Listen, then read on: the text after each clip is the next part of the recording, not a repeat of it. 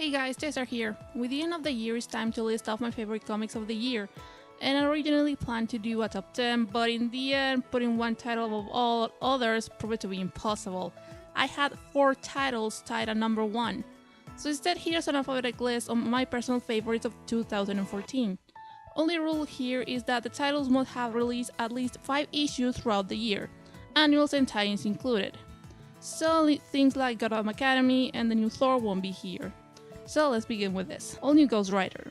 Robbie Reyes may be the most sympathetic hero introduced in 2014, with noble goals at his heart but preferably capable of losing sight of the bigger picture and committing bad actions for the sake of an admittedly good reason.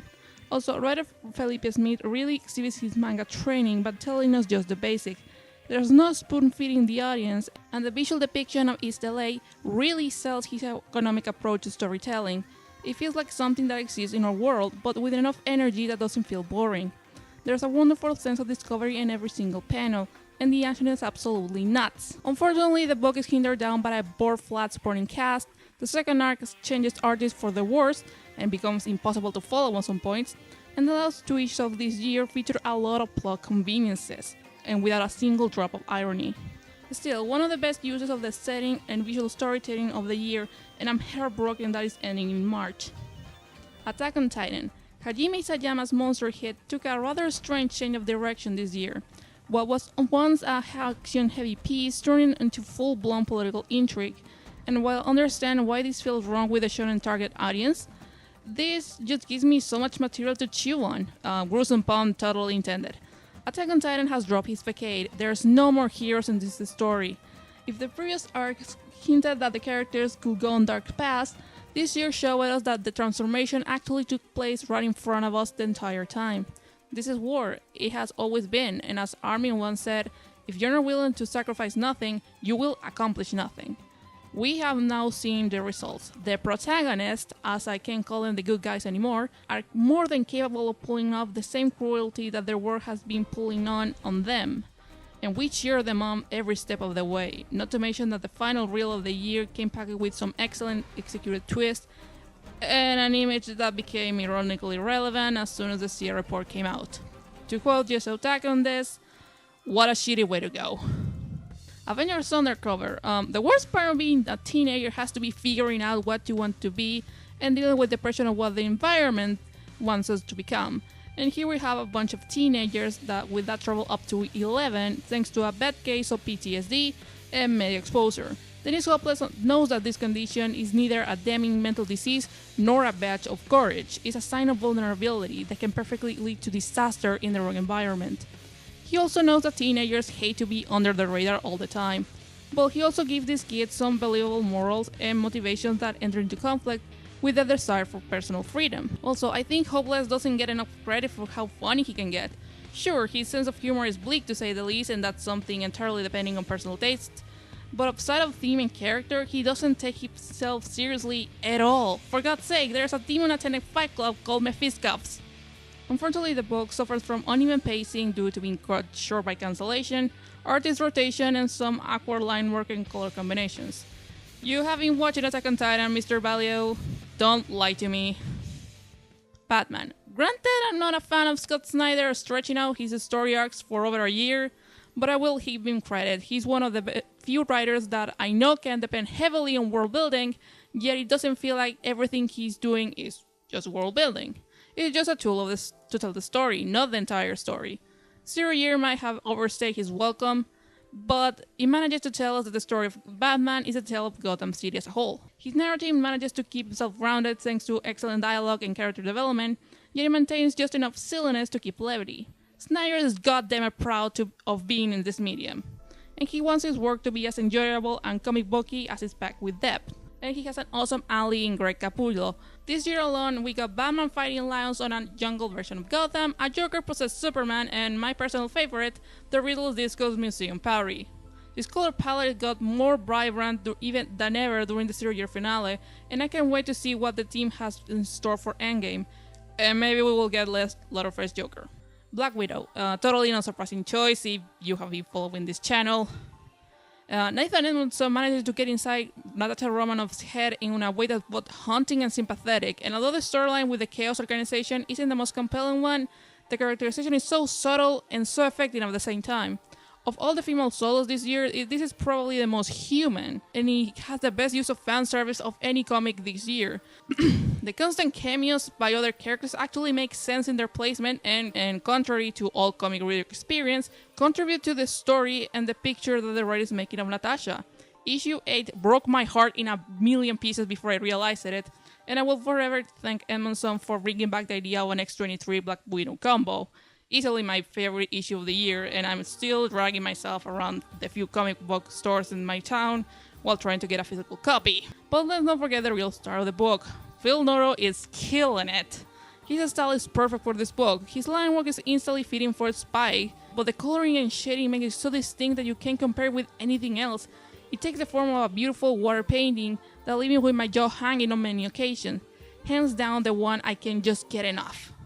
Grayson, easily the biggest surprise of the year. The behind-the-scenes story of this title is a train wreck, but Tim Seeley took what was essentially Dan Didio's latest attempt to get rid of Dick Grayson and turned it into the funniest, most heartwarming thing to come out of DC in all the New 52. I love Kyle Higgins' Nightwing as much as the next guy, but I'm still baffled how much of a great successor this turned out to be. I'm a big old-school spy fan, and this just brought me back to those lazy afternoons when my father discovered cable, and he will show me Sean Connery's James Bond movies, because he's too lazy to look at the DVD shelf. It can be serious and focused, but not to the point of being dark for its own sake. Like you believe that dark and grittiness are a requirement for quality, they're not. The plot may be a little scattered, but the effort to give each participant its own voice and the way they play off each other is a great reminder of why we love these type of stories. It's endearing in its honesty and hypnotizing on its levity. And yes, I will keep playing the free soundtrack whenever I mention this title. Make of that what you will. Green Arrow. Confession time, I haven't read this title since September because I don't give a crap about Future's End, and I well understand there is a change of direction from a commercial perspective. I believe this could have been done without sacrificing what was, hands down, DC's best writer-artist combo. Andrea Sorrentino blew my mind. His work is some of the most inventive use of the comic medium to date, and I was kind of baffled that the best use that Marvel found for him was the Bendis X-Men annuals. Like, what? Jesus, guys, you're wasting major talent here. But let's not forget Mr. Jeff Lemire, who easily gets the idea of psychological survival better than anyone else in the media. Outsiders War is hands down the best story arc of the year. Gang Wars has never felt this night-beatingly tense, and he is the perfect balance between a large scope to the story and a hauntingly personal closeness to the conflict. As a matter of fact, I want to see this storyline adapted into the TV show, but I know that's kind of impossible because, well, let's just say there's some conflicts in continuity. But anyway, easily the best executed big comic of the year, and now Lemire is moving into Hawkeye. I am sensing some desire for payback there, sir. Ms. Marvel. This was a bet that could easily fall apart into lesser hands. Kamala Khan is the best new character of 2014, and G. Wilson delivers something that is almost impossible. I have talked previously about the pitfall of writing women and racial minority, and highlighted titles that avoid them, but this is the only one that I have seen doing both things at the same time. The balance that Wilson manages when dealing with what Kamala wants and how the environment molds her is so true to life that you could take the superhero element out of the book at any time and it will still be the best single team title of the year. Also, I like that the nerd aspect of her personality is thrown into the sidelines and not part of the actual plot or character development, because that can be easily become overplayed and overshadow the human feel of the writing. Ms. Marvel is not a hit because it appeals to internet demands. It's a hit because it speaks beyond nerd culture. It's the best getaway drug of the year. Also, I'm not entirely fond of the trend of supporting this book because it's light-hearted. That is as gimmick as promoting something because it's dark or gritty. Those levels are for personal taste, and both tonal approaches are equally dependent on the basic notions of storytelling, and both can fall if they try to depend only on their tonal elements. Ms. Marvel is funny and likable at first glance, but deep and personal, and that's what the real key to its staying power. Southern Bastards. I heard some people calling this an examination of the prevalence of violence throughout the United States history, and while they're certainly right, I believe that Jason Aaron's tale can be applied to any nation's legacy. You can take the core concepts of power, dominance, and the community leadership out of the book and apply it to the streets of Harlem or the fishing towns of southern Chile, and it will be just as effective. Jason and I spent this year making plenty of risky narrative gambits, and it's in this book where I believe they paid off the best. Crow County is the scariest setting to be introduced in a while, and yet Aaron isn't stupid enough to present a naive guy protagonist, because while that works in other narratives, this isn't exactly a good versus evil story.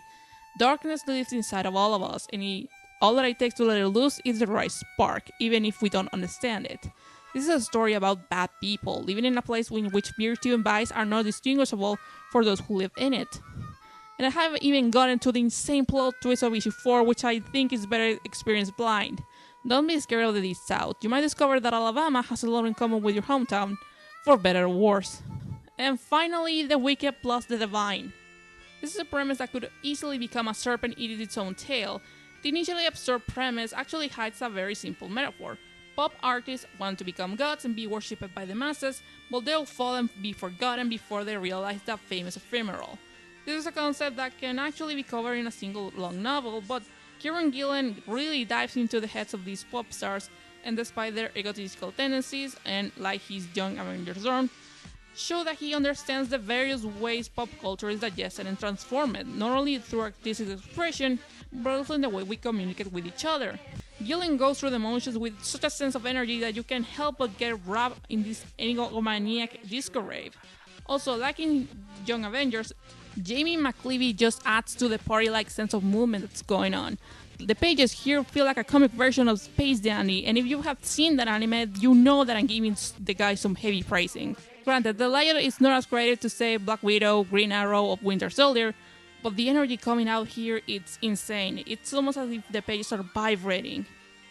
Also, it's sexually progressive as it gets, so you almost have no excuse to not pick it up, aside from not liking pop music. And that ends up the list. 2014 was a pretty energetic year for comics, and although there don't seem to be much risky gambits in these years, I look forward to what 2015 will bring to the table. Cheshire wishes to you all a very happy new year.